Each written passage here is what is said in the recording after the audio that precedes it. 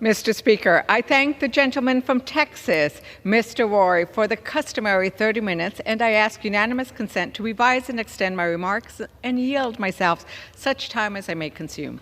Without objection. We just returned from 2 marvelous weeks in our beautiful districts. I was invited to visit a food bank to highlight food insecurity and the need to provide families with nutritious and available meals. I talked with tribal leaders and law enforcement about how we must work together to solve the many issues facing Native American communities, from the missing and murdered Indigenous women crisis to the need for greater economic development to the need for protection of sacred sites from desecration. We gathered healthcare providers from across New Mexico for a Congressional Hispanic Caucus on the Road event to talk about Latino access to rural health care.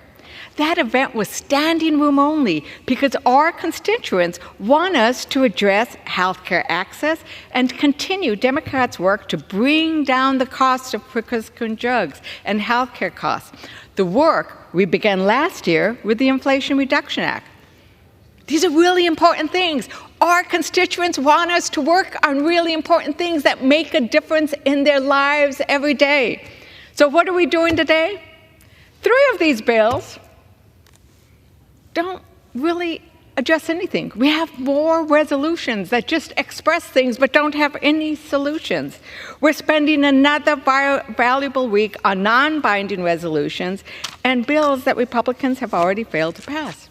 This is the 3rd time we'll vote on a resolution complaining about an broken immigration system that's been broken for years, and it's Congress's fault that we have not fixed it. Republicans want to just talk about blame, but do they offer any solutions? That's not how governing works. It's not about coming down here and passing press releases on the floor of the House. If you want to engage in a problem and offer solutions, you engage in bipartisan negotiations to pass a law that fixes the problem. Instead, Republicans do the opposite. They block bipartisan immigration deals and complain that nothing's happening. Well, something is happening. Republicans are making the problem worse. 6 months ago, the president sent Congress a supplemental border security request. That request would have bolstered border security and slowed the flow of refugees by addressing the root cause of migration. For 6 months, Republicans who control this House have refused to take up the president's supplemental border security funding request.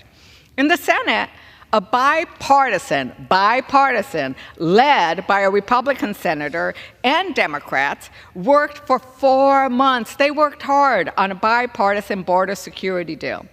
Before we could even discuss the merits of it in this House to say what we liked or didn't like, Trump told them to kill the bill. Following Trump's orders, as always, House Republican leadership declared it dead on arrival in the House. Why? They want to preserve immigration as a political weapon, not something that Americans are asking us to fix. Americans would like to see comprehensive immigration reform. How about if we do something like taking up the Bipartisan Dream and Promise Act, or the Bipartisan Farm Work Modernization Act, which passed with bipartisan support out of the Congress because we need more agrarian workers to help pick the food we need to place on our tables. What's especially shameful is that instead of offering solutions, Republicans are creating a dangerous environment in America. Rhetoric from the twice impeached and 4 times indicted former President Trump that suggests immigrants are poisoning the blood of America is dangerous and disgraceful. Trump's language echoes almost verbatim the propaganda and hate used by Hitler and other Nazi leaders. America's not Nazi Germany. We'll push back against such a scary road to tyranny and bigotry. Trump forgets, but America remembers, that immigrants are vitally important to the economic vibrancy and future of our nation. While securing the border is an important policy objective, there's no reason to demonize our parents, our grandparents, our co-workers, our friends, and neighbors in the process. This rule also makes in order H Resolution 1117, yet another non-binding resolution, a press release.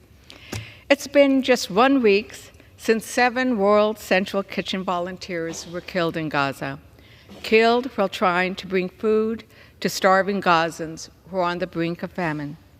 More than 200 aid workers have been killed in Gaza over the last 6 months. Over 13,000 children and 9,000 women have died in the war. 27 kids so far have died of malnutrition.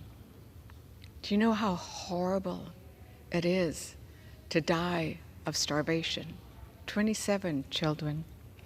Famine is imminent for 1.1 million Gazans. There are still over 130 Israeli hostages who, without a ceasefire, cannot go home to their grieving families, their worried families. Tens of thousands of Israelis are marching in the streets to bring their hostages home. This resolution that we're hearing today fails to acknowledge the sad reality I've just discussed. It also fails to support President Biden's efforts to bring lasting peace to this region, which should be our goal. President Biden is right. A ceasefire is needed to bring over 130 Israeli hostages home and to prevent the deaths of innocent Gazans. Too many people have died already.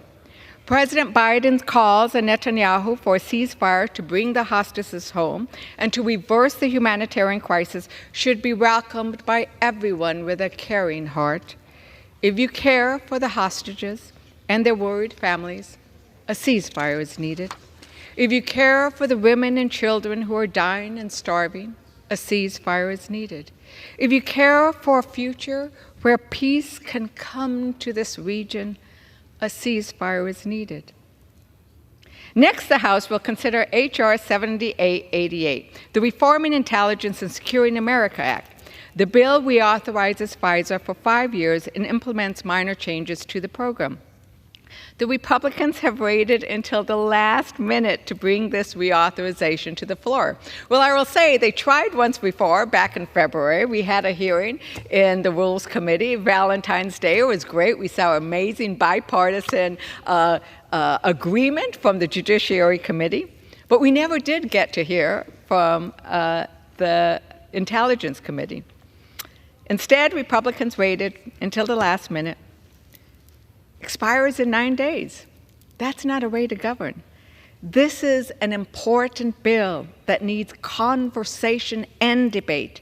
Members need to hear from the 2 committees without jurisdiction over FISA to determine how they will vote in the important balance between protecting constitutional rights of citizens and protecting our national security. Next, this rule makes in order H.R. 529, the Extending Limits of U.S. Customs Waters Act. Well, this bill is a bipartisan bill, which I will point out received unanimous support in committee and will probably receive almost near unanimous support on this floor. This is the kind of bill that usually doesn't go through rules. It's the type of bill that would normally pass under suspension. Why wasn't it put under suspension? Is it because House Republicans needed something that could finally pass the Rules Committee, come to the floor, and maybe make it into law? The last bill to pass the Rules Committee and become law was almost a year ago. Almost a year ago, before we did the people's business on this floor, where we actually got a bill, sent it out of rules, sent it to the Senate, and made it on the president's desk. Republicans have presided over the most ineffective sessions of Congress in history. Despite the pressing challenges facing our nation, they have repeatedly chosen to prioritize silly censures, sham impeachments, and do-nothing messaging bills. That's no way to run the House. That's no way to run the people's House and address the people's business. Meanwhile, Democrats have kept our focus on delivering for the American people and implementing the incredible laws we passed last Congress when Democrats controlled this House, which was, by the way, the most successful and most productive in recent memory. We, in the last years, have carried the vote to make sure the U.S. didn't default on its debt last year. Democrats carried bills to fund the government and keep it running and to protect against draconian spending cuts. Democrats always stand ready to work across the aisle to tackle important issues. This includes coming together to work on a bipartisan solution, comprehensive solution to fix the border, to secure the border, to lower costs. We hope that our colleagues will work with us. With that, Mr. Speaker, I urge my colleagues to vote no on this rule, and I reserve the balance of my time.